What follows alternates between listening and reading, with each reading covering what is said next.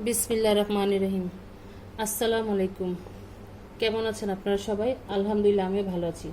আজকে আপনাদের মাঝে আমি নিয়ে আসছি পাট শাকের রেসিপি। তো আমরা পাট শাক সাধারণত দুই রকম হয় জানি আমরা সবাই, একটা তিতো আর একটা হচ্ছে মিষ্টি। তো এখানে আমি মিষ্টি শাক যেটা আছে সেটা আমি এখানে এরকম পরিষ্কার করে ধুয়ে নিয়ে নিয়েছি, ঠিক এভাবে। এই যে দেখুন, এভাবে পাট শাকগুলো এরকম দেখতে হয়, আমরা সবাই পাট শাক চিনি। তো এরকম আমরা পরিষ্কার করে নিয়ে নিয়েছি। এটাকে ধুয়ে আপনাদের দেখানোর সুবিধার্থে আমি ভালোভাবে এটাকে কেটে নিয়েছি। এই যে এরকম কেটে নিতে হবে। আর লাগবে এখানে সয়াবিন তেল রান্নার জন্য। আর লাগবে এখানে পেঁয়াজ কুচি, দুটো পেঁয়াজ নিয়ে নিয়েছি, এখানে কিছু পরিমাণ রসুন নিয়ে নিয়েছি। আর লাগবে এখানে কাঁচামরিচ এরকম কেটে নিয়েছি এভাবে। আর লাগবে দুটো শুকনো মরিচ।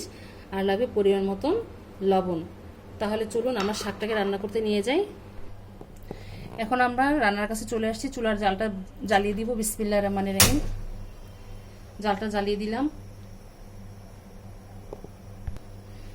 এখন আমরা কড়াইয়ের মধ্যে যে সয়াবিন তেল আছে সেটা এখন এর মধ্যে দিয়ে দিব পরিমাণ করে, যেহেতু এটা আমরা শাক রান্না করব। তো তেলের পরিমাণটা আমাদের এখানে 3 মুঠা শাক আছে, তো এই পরিমাণ অনুযায়ী আমি সয়াবিন তেলটা দিয়ে নিলাম। এখন এর মধ্যে আমি প্রথমে শুকনা মরিচগুলো দিয়ে দিব। দুটো শুকনো মরিচ আছে, এটার মধ্যে দিয়ে দিলাম। বিসমিল্লাহির রহমানির রহিম। সামান্য একটু নেড়ে চেড়ে এর মধ্যে আমি পেঁয়াজ কুচিগুলো দিয়ে দিব। বিসমিল্লাহির রহমানির রহিম।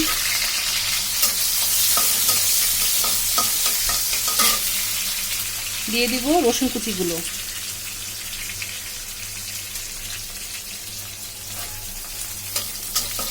পেঁয়াজ আর রসুনটা একটু নরম হয়ে আসলে আমরা এর মধ্যে কাঁচামরিচগুলো দিয়ে শাকগুলো দিয়ে দিব। একটু নরম করে নিতে হবে শাক দেওয়ার আগে। তো আমরা রসুন আর পেঁয়াজটাকে একটু নরম করে নিব। এটা বেশি ভাজার প্রয়োজন নেই, যেহেতু এটা শাকের মধ্যে তো পেঁয়াজ ভাজা হলে ভালো লাগে না খেতে। এই শাকটাকে আপনারা ইচ্ছে করলে যে কোনো ডাল দিয়েও রান্না করতে পারেন। এটা খেতে খুবই মজা এবং সুস্বাদু শাকটি। তো এখন আমরা এর মধ্যে যে লবণটুকু আছে আগে এর মধ্যে দিয়ে নেব। লবণ আর কাঁচামরিচগুলো দিয়ে দিলাম। এখন ভালোভাবে নেড়ে চেড়ে আমরা এর মধ্যে যে শাকটুকু আছে এখন দিয়ে দিব। বিসমিল্লাহির রহমানির রহিম।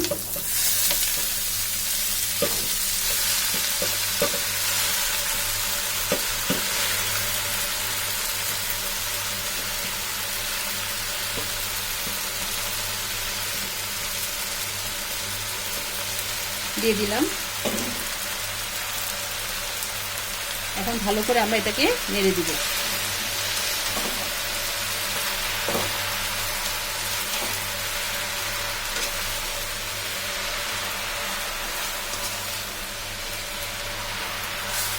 এখন আমরা এটাকে 5 মিনিটের জন্য একটু ঢেকে দেব। এভাবে নাড়াচাড়ি করার পরে এখন আমরা 5 মিনিটের জন্য এটাকে ঢেকে রান্না করে নেব। আমরা 5 মিনিটের জন্য ঢেকে দিই। আমরা 5 মিনিট পর ফিরে আসছি। আমরা 5 মিনিট পর ফিরে আসলাম। এখন দেখি এটা কি অবস্থা। এখন আমরা এটাকে একটু নাড়াচাড়া করে দেব। শাকটা একটু নরম করার জন্য এটাকে একটু ঢেকে দেওয়া লাগবে। ভালোভাবে নেড়ে চেড়ে আবার আমরা এটাকে আরো 10 মিনিটের জন্য ঢেকে এটাকে রান্না করে নেব। চুলার আঁচটা মিডিয়াম করে দিচ্ছি। এখন আবার আমরা এটাকে ঢেকে দেব 10 মিনিটের জন্য। আমরা 10 মিনিট পর ফিরে আসছি। আমাদের 10 মিনিট হয়ে গিয়েছে। এখন আমরা এটাকে খুলে দেখব কি অবস্থা। একটু নাড়াচাড়া দিয়ে দিব। এখন এই শাক হতে বেশি সময় লাগে না, যেহেতু এটাতে পানি খুব কম ছাড়ে। তো এই শাক খেতে ভীষণ মজা। শাকের গুণাগুণ বলে শেষ করা যাবে না।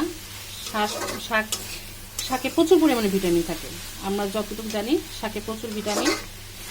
শাকে ফ্যাট চর্বি কাটায়, সব দিক থেকেই ভালো।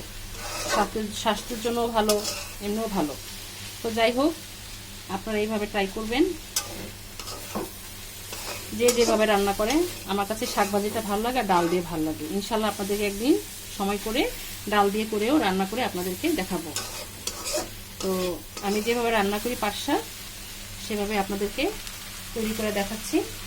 এই যে দেখুন, আমাদের শাকটা হয়ে গিয়েছে।